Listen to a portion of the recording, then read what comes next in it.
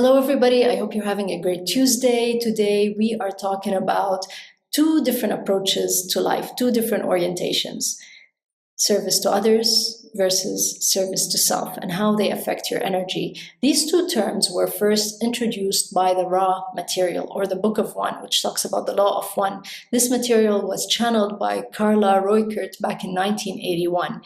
And these terms were seen and were explained as the two big approaches to life that we can take. However, we're going to try to shed the light more and more on what they truly mean so that we avoid confusion. In this day and age, it's very easy to get confused, especially when it comes to things like service to self and focusing on the self, and when it comes to serving others and sacrifices that we do for other people. So there are many misconceptions that can happen, and this is why I want to explain them more and more so that you know which approach you want to take. Of course, you're going to know which approach you want to adopt, but how do you apply that in your daily life? And how does this really affect your energy? Because these two different approaches lead to totally different timelines. And I'm also explaining these today because they are very relevant to the material that I teach when it comes to awakening your heart power. Unleash Your Heart Power is a course that talks purely about the heart, focuses fully and completely on your heart and how to discover the powers of your heart and how to dive deeper into them so that you can raise your capacity to attract, to manifest, to live in alignment with unity consciousness. And there's also the Your Ultimate Alignment program, which is a more thorough approach to alignment and your life and aligning yourself with your best reality, becoming the best version of yourself possible. So without further ado, let's dive deeper into it. If you look online, if you look on ChatGPT, it will tell you that service to others is explained as any act that helps, supports, cares for, or uplifts another, whereas service to self is any act that's done for personal gain, for self-interest, for personal power, control, manipulation.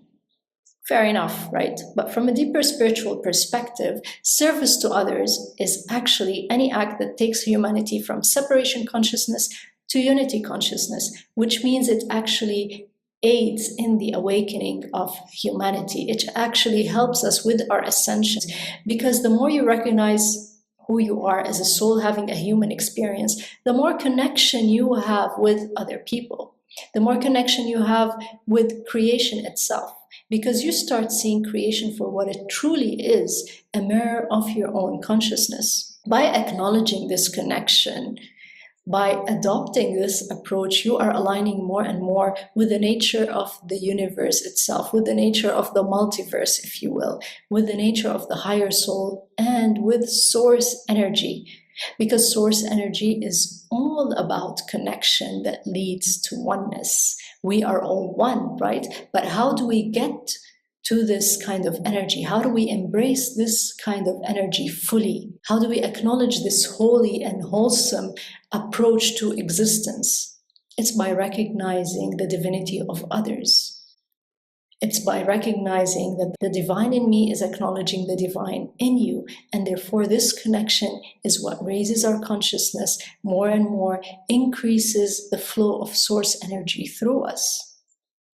How does this happen in 3D? You don't have to adopt such a grand purpose for your life to have meaning if that's what you're thinking. If you're thinking, oh my God, what's my purpose in life? I'm not really doing much. Does that mean my life is not good enough? Does that mean I'm not good enough? Does that mean I'm not fulfilling my potential? No, not at all. Do what you are guided to do, but let it come from a place of connection, a place of alignment with source energy. So even acts of simple kindness, helping your neighbors, being kind to those around you, mothers who raise their children, service to others, done from a place of connection. The misconception happens when we think that service to others should not have boundaries, which means you stop having any respect for your own time, for your own energy. When people develop something called a spiritual ego and they start allowing other people to take advantage of their energy or to manipulate their energy, or people start having a sense of entitlement, like, others are entitled to my energy because I'm living the service to others approach, I'm living the service to others life. That is not really service to others anymore. That is being too vulnerable, too weak, and not respecting your own soul, not respecting your own life, not respecting your own needs. So service to others does not mean there are no boundaries. It does not mean that you sacrifice yourself. This is also another misconception. This is also another mistake that people make when they think of service to others. If I'm serving others, that means I have to sacrifice myself. Not at all. Caring for your own soul, caring for your own well-being in alignment with Source is an act of love and is considered part of the service to others approach, because only by loving yourself you can fill yourself with the energy of love. Fill your own cup so that it overflows and it fills other people's cups. So serving others directly involves self-love, because the more you love yourself, the more you appreciate yourself, the more from a place of connection, again, in alignment with Source, in alignment with your higher soul, then you will recognize the importance of pouring that love to other people, to those around you, to the animal kingdom, to the plant kingdom, to the mineral kingdom, to all the invisible helpers and the beings that exist. So this is service to others. Again, there are people who start doing service to others out of a place of ego. What does this mean? This means your spiritual ego can say, oh, I'm here to serve others. And then you start losing boundaries. Intention is very, very important here.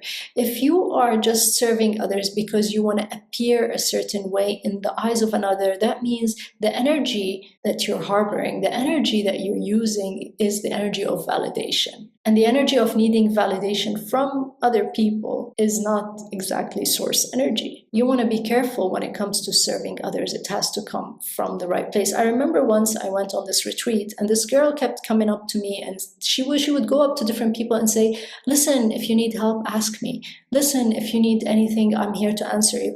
Not from a place of support. If you need anything, don't forget to ask me. And she kept on repeating this over and over and over again. And you could tell that she needed validation. She needed to feel like she was useful. And so this is not the right kind of energy. When you want to help others, you want to make sure that you have the capacity to help others. You want to make sure that you're filling yourself with more and more light so that this light can flow to other people, so that you are really capable of helping them. Otherwise, you're either just validating your own identity. You want to validate your own existence. You want to give more meaning to your own existence based on other people's reactions. And second of all, you're giving people more entitlement to your energy without any boundaries. So this is not really helping in the awakening of the other. This is showing others that, hey, you can manipulate me. You can, not respect my boundaries and go ahead and take advantage of my energy. So this is not service to others. Sacrifice is not service to others.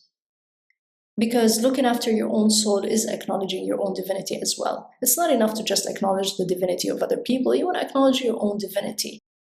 Service to others starts as well with self-love and looking after yourself so that you can develop that big capacity. You can increase your bandwidth to receiving from the universe, receiving more energy, and so pouring that out to all those who need it.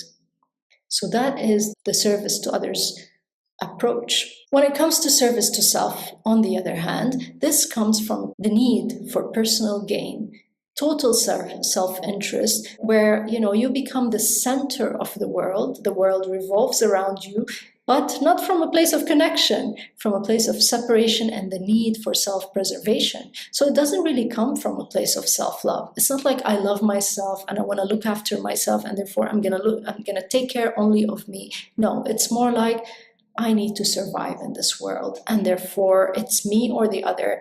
You might not necessarily think these words, but your actions, they speak louder than words, and this is the energy behind it. I have to self-preserve. That means I have to collect as much money as I can. I have to hoard as much energy as I can, or as many material things as I can.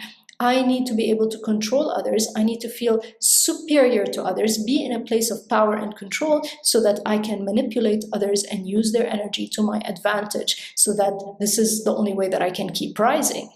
and keep getting better. So that energy is totally focused on siphoning the energies of other people or hoarding energy. And so there is no source energy involved here. This is in total separation from the nature of the universe, from the laws of the universe, from source energy itself. And if your energy is totally coming from a service to self approach, which means no light from source can flow through you because you are constricting that energy. You are closing off.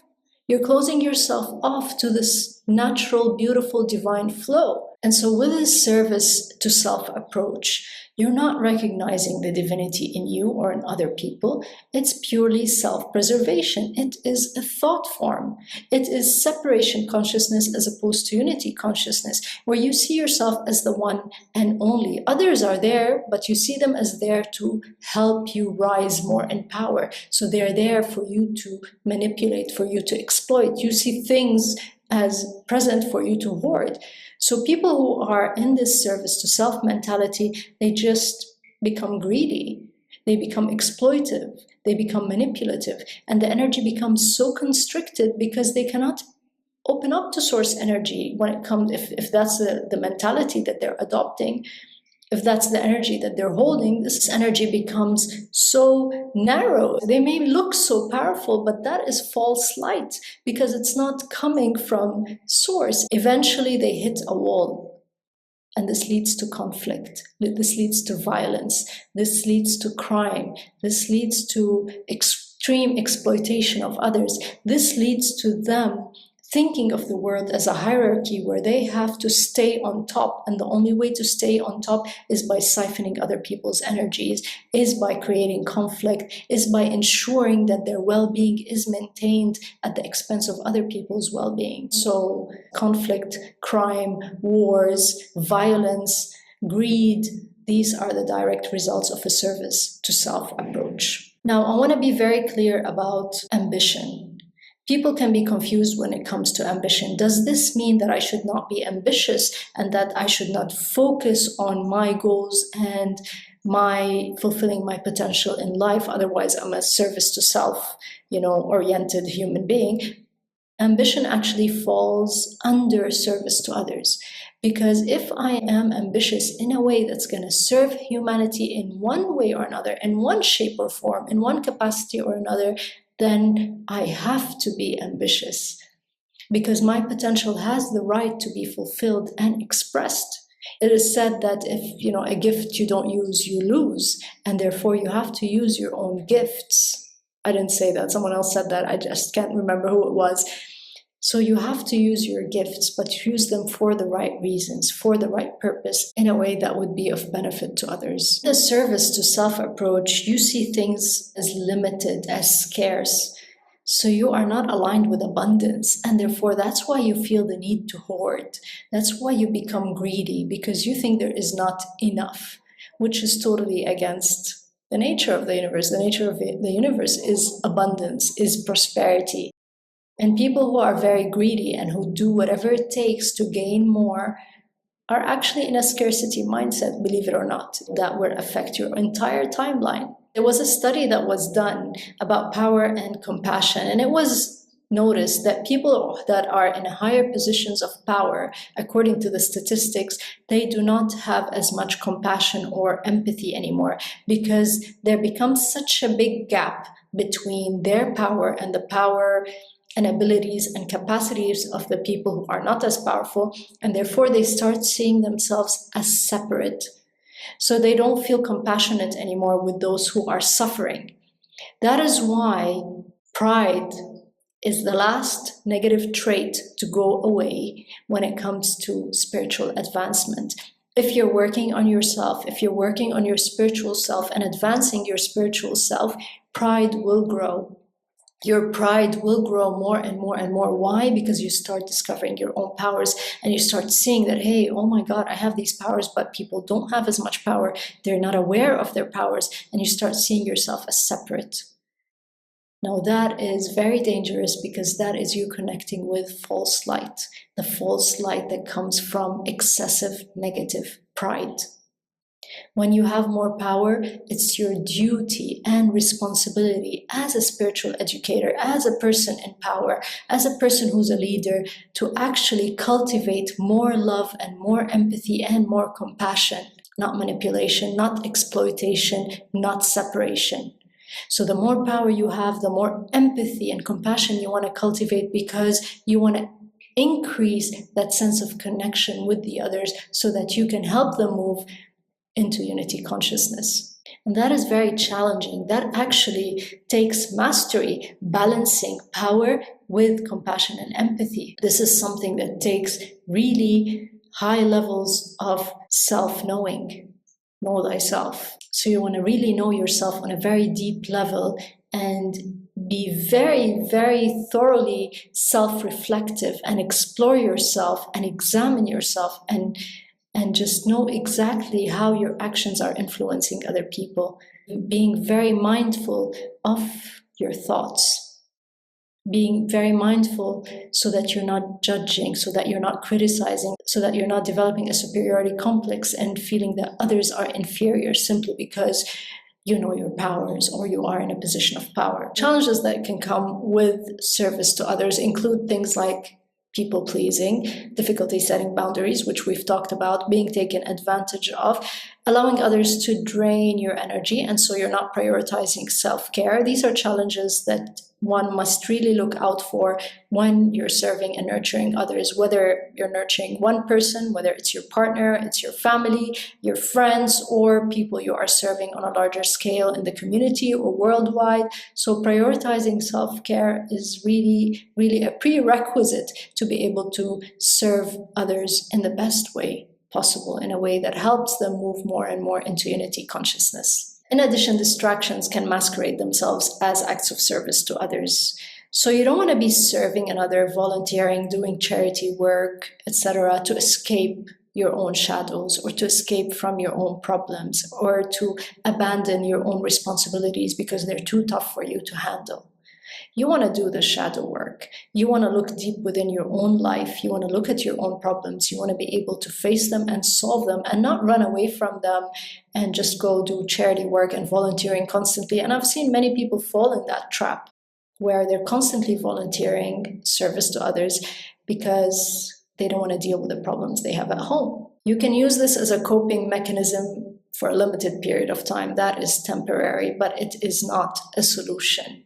You have to dive deep within and do the healing that is necessary for your energy to expand, for you to open more and more to source energy, for you to allow more light to flow through you so that you can raise your frequency and align with the frequency of the solution as opposed to escaping and running away from the problem. So these were the two different approaches: service to self, service to others. Of course, service to others is the one that is aligned with the nature of the universe. It is the one that is aligned with self-love, fulfillment, ambition, that is in service to humanity, service to others, and awakening.